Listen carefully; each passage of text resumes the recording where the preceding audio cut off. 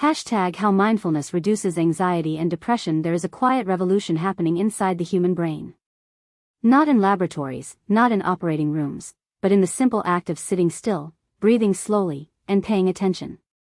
Millions of people around the world are discovering that one of the most powerful tools for mental health costs nothing, requires no prescription, and is available to anyone willing to try.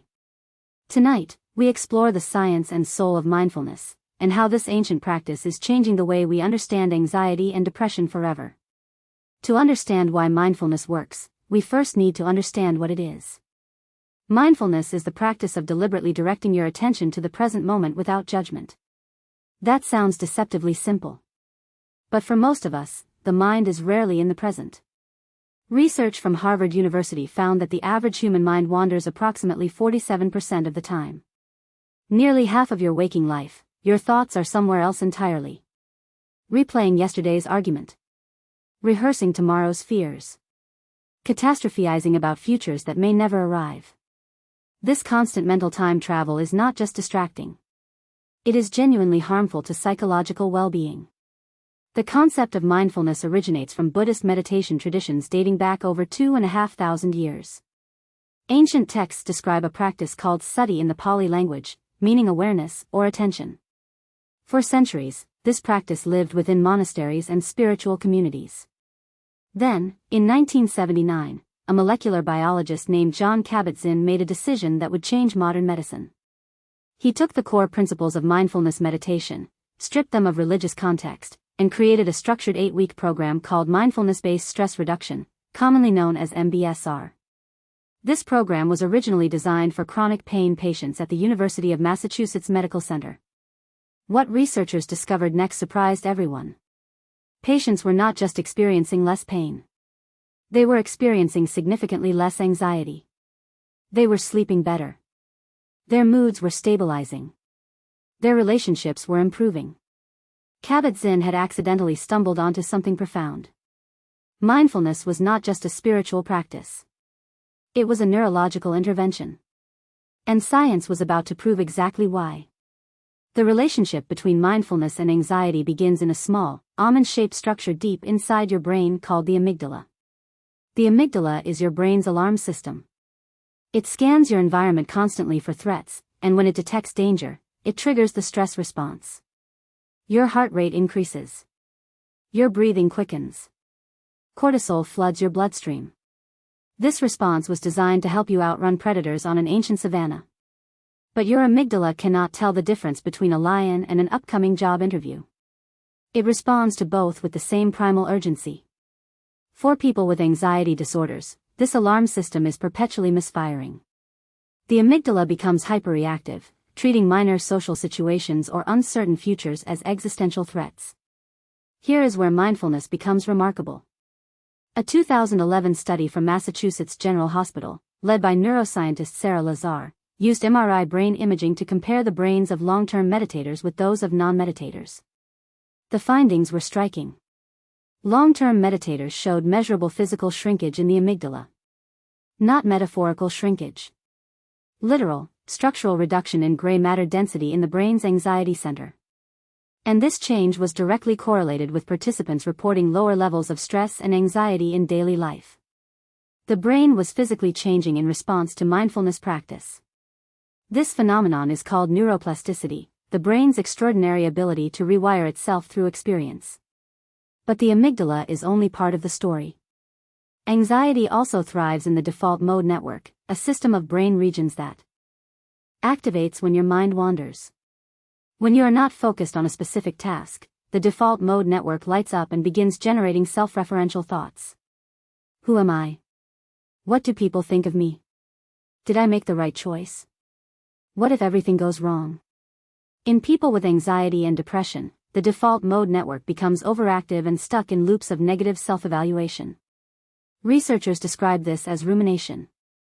It is the mental habit of chewing on the same painful thoughts repeatedly without resolution. And it is one of the most destructive patterns in human psychology. Mindfulness directly interrupts this loop. When you practice focused attention meditation, deliberately returning your wandering mind to the breath or another anchor point, you are essentially training a different brain circuit. You are strengthening the prefrontal cortex, the part of your brain responsible for rational thought, emotional regulation, and intentional focus.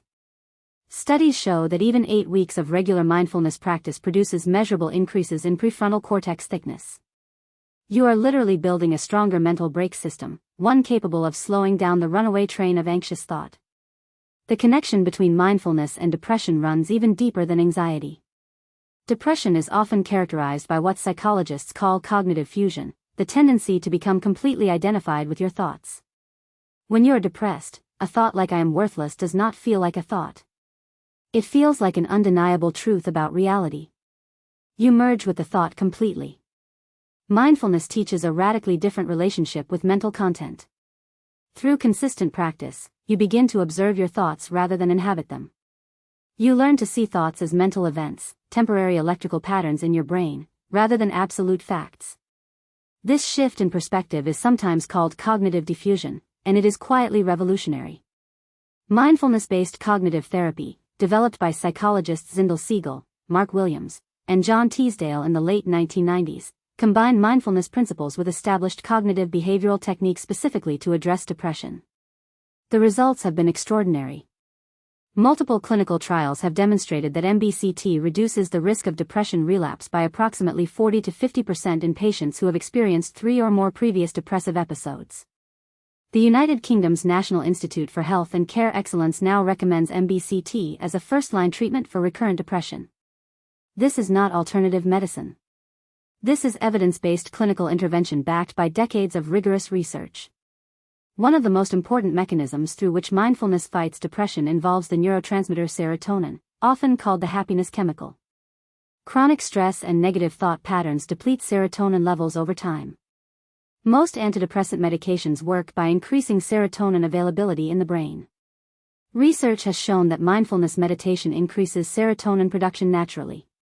Additionally, regular meditation elevates levels of GABA, the brain's primary inhibitory neurotransmitter, which reduces neural excitability and produces feelings of calm. And perhaps most powerfully, mindfulness increases production of BDNF, brain-derived neurotrophic factor, sometimes described as fertilizer for the brain. BDNF promotes the growth of new neurons, particularly in the hippocampus, an area responsible for memory and emotional regulation that is physically damaged by chronic stress and depression. Consider the experience of someone navigating clinical depression. Their world has collapsed into a narrow tunnel. Joy feels inaccessible. The past appears exclusively through the lens of failure. The future seems hopeless. Every sensation is muted. Now consider what mindfulness asks of this person. It does not ask them to think positively. It does not demand gratitude or forced optimism. It simply asks them to notice what is here right now. The temperature of the air. The rhythm of their breath. The weight of their body in the chair. These micro-moments of genuine presence create tiny interruptions in the depressive narrative. Over weeks and months, those interruptions accumulate.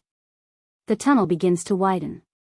Not because the person forced happiness, but because they practiced returning to reality rather than retreating further into painful abstraction. The dose-response relationship in mindfulness research is also worth examining carefully. Studies suggest that even brief daily practice produces meaningful results. A 2014 meta-analysis published in JAMA Internal Medicine, reviewing 47 clinical trials with over 3,000 participants, found that mindfulness meditation programs produced moderate improvements in anxiety, depression, and pain. Crucially, improvements were sustained at follow-up assessments weeks and months after the formal program ended. The changes were not just temporary. They were durable. The brain, once trained in present moment awareness, retains that capacity even when formal practice pauses. The most accessible entry point for most people is breath awareness meditation. Simply sit comfortably, close your eyes, and place your complete attention on the sensation of breathing. Notice the air entering your nostrils.